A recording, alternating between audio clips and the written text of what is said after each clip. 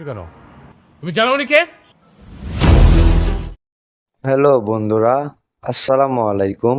আশা করি আপনারা প্রত্যেকে সবাই অনেক বেশি ভালো আছেন।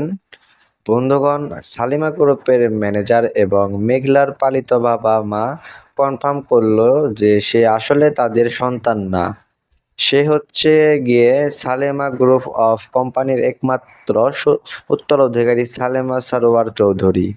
মেঘলার বাবা মেঘলার জন্য 5,000 কোটি টাকার সম্পত্তি রেখে গেছে। আর এই সম্পত্তি এবং কোম্পানির একমাত্র উত্তরাধিকারী হচ্ছে মেঘলা।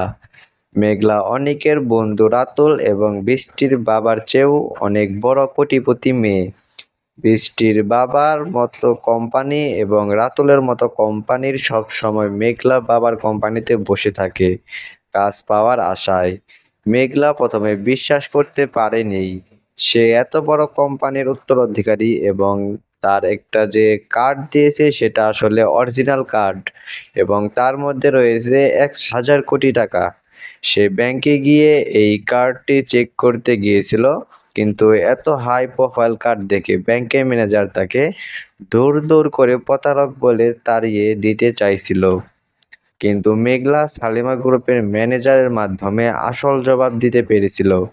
এই ব্যাংক কর্মকর্তাকে সম্প্রতি সালিমা গ্রুপ নতুন একটি মেগা প্রজেক্ট শুরু করেছে এবং এই প্রজেক্টটি কাজ পাওয়ার চেয়ে আছে বৃষ্টির বাবার কোম্পানি এবং রাতুল এবং তারা দুজনই যাচ্ছে এই কোম্পানিতে কাজ পাওয়ার জন্য। এবার কি তাহলে সালেমা চৌধুরী অর্থাৎ মেঘলা কি তার সাথে হয়ে যাওয়া সকল অন্যায়ের প্রতিশোধ নেবে? মূলত অনেকের বন্ধু রাতুল এবং তার চাচা চাচির জন্য মেঘলার এই অবস্থা হয়েছে। মেঘলার গর্ভের বাচ্চা সন্তানকে তারা উপরে পাঠিয়ে দিয়েছিল।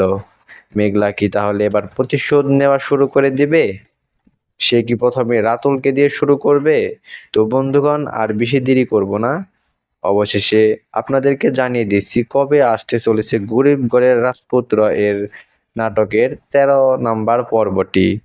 কিন্তু তার পূর্বে আপনাদের কাছে ছোট্ট একটি রিকোয়েস্ট, আপনারা যদি আমাদের চ্যানেলে নতুন দর্শক হয়ে থাকেন তাহলে অবশ্যই আমাদের চ্যানেলটা সাবস্ক্রাইব করবেন, কারণ আমরা প্রতিনিয়ত এই সকল নাটকের আপডেট আপনাদের মাঝে নিয়ে আসি। আর বন্ধুরা, গরিব ঘরের রাজপুত্র এই নাটকের 13 নম্বর পর্বটি আসতে চলেছে আগামী শনিবার দুপুর 12টায়। তো বন্ধুগণ, আশা করি আপনারা প্রত্যেকেই সবাই অনেক বেশি ভালো থাকবেন, সুস্থ থাকবেন এবং সেই সাথে পরবর্তী ভিডিও দেখার আমন্ত্রণ জানিয়ে আজকের মতো এখানেই আল্লাহ হাফেজ।